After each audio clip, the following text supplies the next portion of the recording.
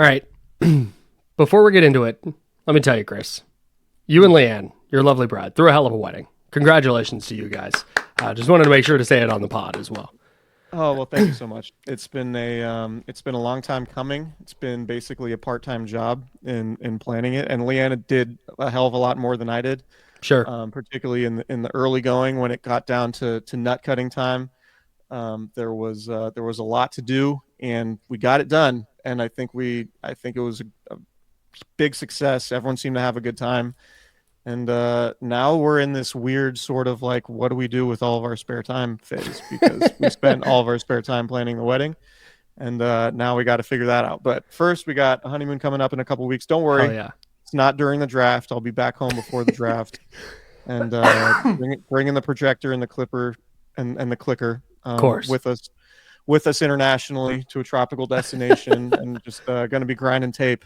Excellent. When I'm not on the beach. So yeah, man, it's been fun. It's been a lot of fun, and happily, like it was a super great day, but also happy that we're moving on to the next thing. And my whatever comes next. And it's going to be great because you guys are awesome. But my favorite thing is when and everybody's lives are different, right? My wife and I lived together for 4 years before we got married, right? You and Leanne have lived together for a while. And people are like, "Oh, how's married life?" It's like, it's the same. Yeah. It's harder to break up now. Yeah, it's a thing. But no, life doesn't change that much. Yeah, I got this ring on. I gotta change the way I address her to other people. It's been interesting saying my wife instead of my fiance, but it's not all that. It's not all that different. We've been living together for about 2 years now, so. But yeah, it's gonna be fun. It's gonna be fun. We're looking forward to the future, and we appreciate everyone, people chiming in on social media, and people, reaching out with nice things to say. It's all very much appreciated, and yeah, we're super excited about it. Excellent. Do you know what I'm super excited about? What's that? It's the NFL draft, Chris. It's coming up April 24th, whatever. We're recording this on April 8th. So Thor Nystrom, draft analyst, NFL analyst on Twitter. He writes at Fantasy Life. Thor KU, I believe, is his Twitter handle, if you'd like to go give him a follow. He wrote a 2-round mock draft and had an interesting line in here about the 49ers. It says, the 49ers currently have 11 picks, and I've been told they've been looking into the possibility of a flashy move up in round 1 for skill help. San Francisco likes Warren. Talking about Tyler Warren, the tight end from Penn State. I want to get into less about whether this is factual or not because it is lying season. I would more like to get into the idea of, because San Francisco sends the number 5 overall pick and their second round pick to Jacksonville for the 5th overall pick and a 5th round pick, I think 142 overall. I don't hate the idea of San Francisco trading up.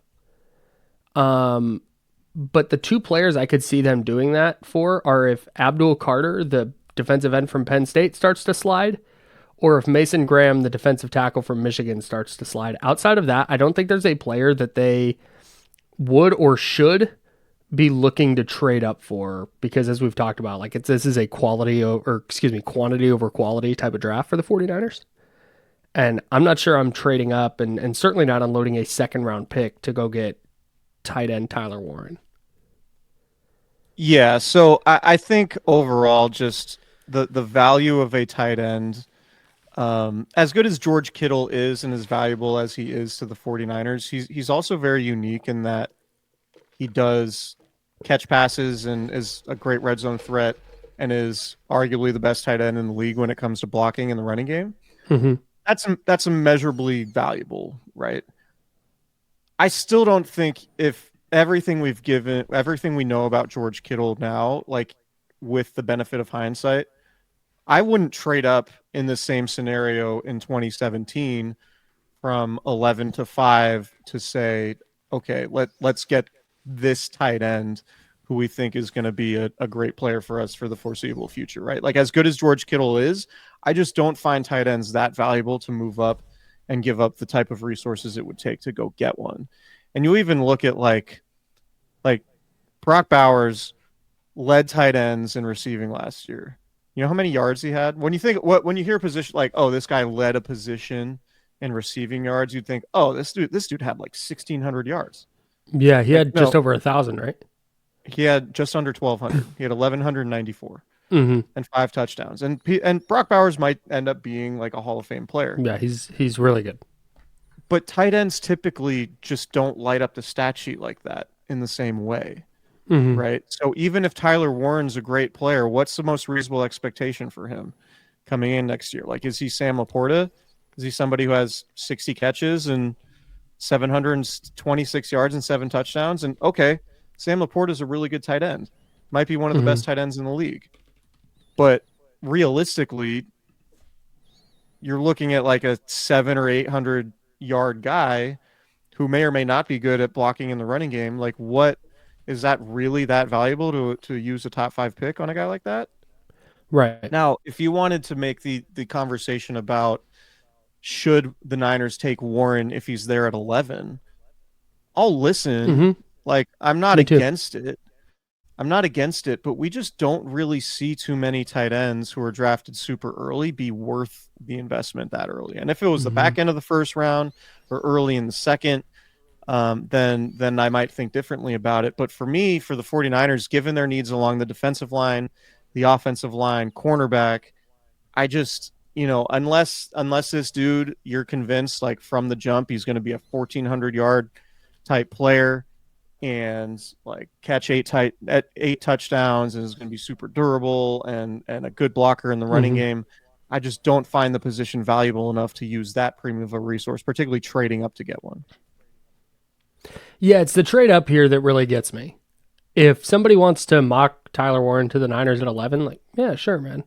If that's, and again, we've talked about this before. If the situation is there's not a defensive lineman they love at 11, they can't find a trade back, and they just go, you know what? Tyler Warren is the number 1 player on our board with a bullet. Like, just, he is so far and away the best player available. Cool, go get him, because there's so much he can do. He had like 200 plus rushing yards in his final season at Penn State. He lines up all over the field. He's a good blocker. He's dynamite after the catch. Like, he has all these things that you want from a tight end, especially one that might have to eventually replace George Kittle, right? So the logic of Ty Warren specifically, I don't hate. What I dislike here is in a draft where we're looking and going, okay, if you're not addressing defensive line in the first round, that's okay. Look at all these players who are available in the second and third and fourth rounds. You can't be giving up a second round pick to move up to take a tight end where you're then picking at 5 and then you don't pick again until 75. And if you want to move up, now you're unloading additional capital where now all of a sudden you're running into a draft where you're walking away with like 7 or 8 players. And that's not this is not the year for that for me. Now I think the calculus changes some if it's Mason Graham or if it's Abdul Carter, where you're giving up that draft capital and you're getting a player that you feel very good is going to fill a need at a Pro Bowl or All Pro level out the gate. Yeah. And that changes things a little bit for me. Because now all of a sudden, okay, you're not picking again until 75, but you've addressed your biggest need with one of the best players at their position. And you traded up to do it. That I don't mind as much. But outside of that, I can't fathom a scenario where going up and getting a tight end is the move. Even one as good as Ty Warren. And you mentioned Sam Laporta. Just to bolster your point, Sam Laporta, 86 catches for 889 yards and 10 touchdowns as a rookie. Last year, 60 catches, 726 yards and 7 touchdowns. Like, the production was not, like, it was good. But he's a good player, but I just not at 5 overall. And are you confident, are you confident that Ty Warren is going to be that much better than Sam Laporta to justify taking him 5th? And giving up draft picks to do it, I don't. It's just that specifically doesn't make a ton of sense to me. It also doesn't make a whole lot of sense to me if you're going to extend George Kittle. Yeah, it's sort of like how many if you extend George Kittle in the offseason and George Kittle is still making at or near the top of the market. Mm-hmm. How many snaps realistically is Warren going to get? Because we have not seen the 49ers utilize a second tight end all that much. Their second tight end has been primarily a blocker who plays 20 snaps a game. So right. And they just paid Luke Farrell a bunch of money. Right. And if the deal is, all right, you're not going to pay George Kittle, then okay, like then taking Warren is a little bit more justifiable. But if you are going to pay George Kittle, then you have a bunch of resources wrapped up in the tight end position while you have so many needs elsewhere. And at that point, I'm just not really in line with the way you're building your roster. And again, that's not to say Tyler Warren isn't going to be a great player. Just for the 49ers and with George Kittle already in tow, it just doesn't make a ton of sense given their needs on defense, like in the trenches and in other premium spots like cornerback. So, and overall, like to me, this is a trade back draft. I agree. I think trading back and like if they could get, if there are more second round picks they can get, third round picks, like that to me, like if the Niners came away with like, I don't know, 5 or 6 picks in the first 2 days of the draft, even if it means moving down into the 20s, like that to me is what is really big what time. They need to reload time. Rather than, trading up for a guy at a not premium position who you're still not sure is like gonna, like if you make that trade, this dude better be a Hall of Famer. It's like the same thing with the Jake Moody pick. You pick a kicker in the third round, this dude better be one of the best kickers in the league from Jump Street. If you trade up from 11 to 5 and give up a second to go get a tight end, like he better be a star from the jump. Otherwise, it's like this dude's going to be scrutinized.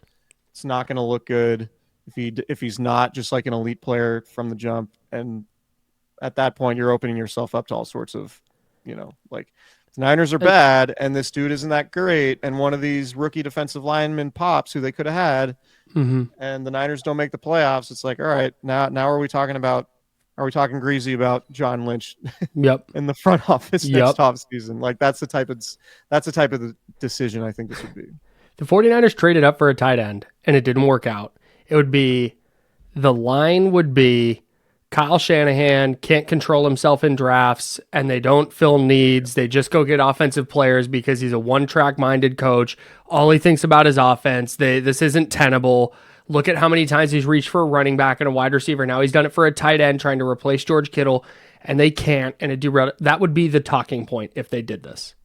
Yeah, absolutely. And just to your point on trading back, I'm just using, because it's in front of me, I'm using this mock draft we're talking about from Thor Nystrom at Fantasy Life. Here are some of the players available just in the back half of the second round, so 16 and down. Jihad Campbell, linebacker from Alabama, who I love very much. Back half of the first round. What did I say? Second round. My bad. Back half of the first round. Yeah. Second half of the first round. Mike Green, defensive end from Marshall at 19 overall. Walter Nolan, defensive tackle from Mississippi, good athlete who has had a 30 meeting with the Niners. He goes 22nd. Michael Williams, the defensive end from Georgia, who also had a 30 visit for the 49ers, or with the 49ers, goes 23rd. Donovan Ezeraku, my guy, defensive end from Boston College, goes 28th. Shamar Stewart, hyper-athletic defensive end from Texas A&M, he goes 29. Derek Harmon, really good defensive tackle who I like a lot. Really awesome pass rusher, good against the run. He goes 31 overall to the Chiefs. Like those are quality players that you can get in the back half of the second round. And if you can trade back, still pick up one of those players where you're now adding an extra day 2 pick, a couple extra day 3 picks, and you're giving yourself more bites at the apple, more chances to bolster your offensive line or your defensive line or your secondary or whatever it is. That's just kind of the move here. In a year where you're going to kind of revamp and reset your roster, you need to commit fully. And that to me means bringing in a ton of draft picks. Yeah, I agree. And to switch gears a little bit, just on the point of like hearing that the Niners are interested in moving up and needing help. Well, absolutely lying season for sure. But also, I would say, particularly in the 49ers case, it's not a front office that is super eager to give out information, first of all. So I would be surprised if any of this information to some random person at some website, is getting information. Like, it's probably not coming from the Niners. Go ahead. Or it's coming from like a area scout with the 49ers who's like, I love Ty Warren. I would love to trade up for Ty Warren. Maybe. What's most likely is that you have agents who like to gas up their clients and drum up interest. And maybe for a team like the 49ers that has been really good in recent history, they could, like, the idea of the Niners adding Ty Warren could scare some teams. And they could just say, yeah, Niners are going to jump up. And not only does that potentially inflate his draft stock, but it also might put other teams who really want Ty Warren like on notice, like, oh, he's going to go earlier than, like agent speak is when you see rumors that are about certain players that seem like they're going to go way higher than they should, there's a good chance it's coming from an agent trying to gas up their client. Because an agent can say, "Oh, the Niners told me they love this dude, and they want to move up to number 2 to get him to make sure he doesn't, fall to the Giants or whatever, like some ridiculous scenario." Sure. Right. So anyway, that's just me speculating, but like that's why I have a very hard time reading anything into, I'm hearing this, I'm hearing that. It's like I think it's more simple than that. I think you can look at the 49ers roster and probably figure out which direction they're going to go. Yeah. And tight end doesn't really seem like it's a top priority. Yeah. I'd be shocked if they did that. I could also see them trading up, and I don't think this player is going to fall, but Travis Hunter. That would be wild. But I don't think he's going to drop that far. Yeah. I'm in on cuz I'm a huge Michigan guy. Of course. I'm in on Mel Kiper's mock draft that he did. Yeah, it's a little backwards, but we've talked about this before, like with the Lions. Remember the Lions got dragged for the draft. They added Jack Campbell and Jahmyr Gibbs and Sam Laporta for the order that they drafted them in. It's just like, no, they got 3 good dudes in the building. Yeah. No, but Kiper had them going Will Johnson, corner from Michigan, who we talked about, I think, last month. And then my guy, where did they go? Kenny Grant? Yeah, Kenny Grant, 43rd overall. Kenny Grant, 43rd overall. That feels low for him, but huge Wolverines guy. So I would be all in on those 2 first picks because I think they address areas of need. Although Kiper wrote like, could Lenore play outside or whatever? It's like Lenore's been outside way more than he's been in the slot. Renata Green is the guy that we're wondering if he can play outside. Right. Not to do the watch more tape thing to Mel Kiper because he's a legend, but Mel, maybe watch more tape. Hey, use a clicker, huh? Here, just to, I think Kenneth Grant is the player with the widest range of mock draft results because Mel Kiper has him going 43rd, and this other mock we're talking about from Fantasy Life has him going 12th. So there's not a singular groupthink on kind of thing. Yeah, and to go out on this, like we've reiterated this, and I do believe this to be true, is that there's like the elite guys of the draft and the quarterbacks who are going to go in the top 8, top 10, top 12 maybe. And then like from the early teens to like the 40s is not a wide gap in talent. It's kind of like personal taste and scheme fit and all those things.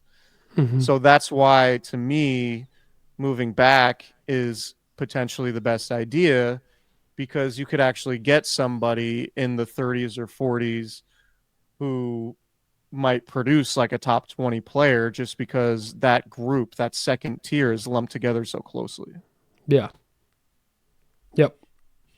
I'm all in on the idea of moving back. Now, whether they can, who knows?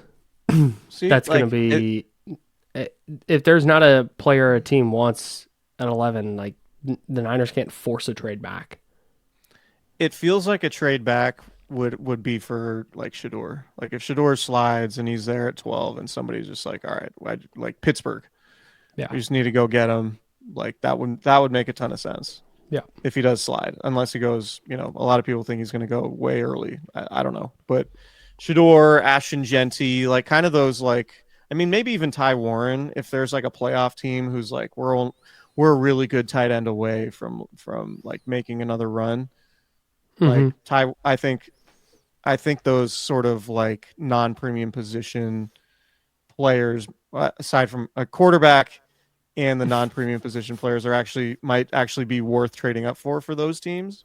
Sure, because there are so many defensive linemen. Yeah. That you could get in the first round. If that makes sense. I love the idea of the conniption that would be had by the general 49ers Twitter commentariat if in an offseason where you lose Dre Greenlaw and Talanoa Hufanga and Charvarius Ward and 3/4 of your starting defensive line, and you potentially need upgrades at a couple of spots on the offensive line, and you potentially need a starting left guard, and your wide receiver room is a massive question mark, and you have a bunch of injury issues in the backfield. I love the idea of them trading up for a tight end. The one position they've actually added they sign a tight end and extend George Kittle, and they're like, and now for our next trick, we're going to address none of the players we lost, and instead add another tight end. Man, what? I mean, I do think Kyle Shanahan could make two awesome tight ends work within his offense, and I think it would. I've been calling for it for 4 years now. I know, and I think it would be great for Brock Purdy, but I just don't think that's responsible team building at this point, given the way the offseason's gone. If that was your plan, you needed to do the offseason, like literally the entire offseason differently. Right. Then maybe that, like, my whole thing, like I have not been super critical of them letting all these aging players and expensive players go and taking on all this dead cap money. I have not been anti that thinking because it's like, all right, I get it. If you're going to draft a bunch of defensive linemen early, then this is justifiable. But if their thing is like, we're going to let all these guys go and not replenish them with premium assets or replenish the positions with premium assets, then it's like, all right, you lost me. You completely lost me. Yeah. So maybe I'm giving them too much benefit of the doubt, and maybe I should read more into their draft history. But I think their draft history is a little bit mixed because they haven't valued the draft in recent seasons, because they've looked at the roster and said, we're already loaded. We don't really need to prioritize this and upset the apple cart with new talent. Now I think they do, and I think this is going to look much more like the way they drafted in 2017 and 2018 when they did hit on a bunch of mid and late round picks. And actually draft like difference makers in the first few rounds, as opposed to, taking Jake Moody Nick Moody. No, Jake Moody Moody in the third round. I get, man. Just two 49er legends just clanging around in your head. That makes sense. You've been talking about the 49ers for too long when you confuse Nick Moody and Jake Moody as often as I do. And I feel like we've had this exact conversation before. Like, this has happened before. Yes, it absolutely has. Nick, Jake, no, wait, yep. No, Jake. Two equally just awesome players. Which is not what you want. No, not great. Anyway. All right. Anything else? No, I'm going to have a list of my guys for next pod, though. Okay. Me too. I'm going deep. All 3 days. My guys. I'm into that. Absolutely. You heard my mock draft. How many guys I picked? 15? Yeah, it was a lot. Yeah. Anyways. Anyway, all right. Subscribe, rate, and review. Subscribe to our YouTube channel, like our videos, participate in the discourse in the comment section. 5-star reviews, please, wherever you get your podcasts. That would be greatly appreciated. And go to Lamb Chop's website, sglambchops.com. Use promo code Candlestick20. Get some awesome gear in time for spring. I'm wearing some shorts right now. It's 73 degrees outside in Sacramento. It's a great time to be alive. And play on Prize Picks. Run your game. Shout out Prize Picks. See ya. And Lamb Chops.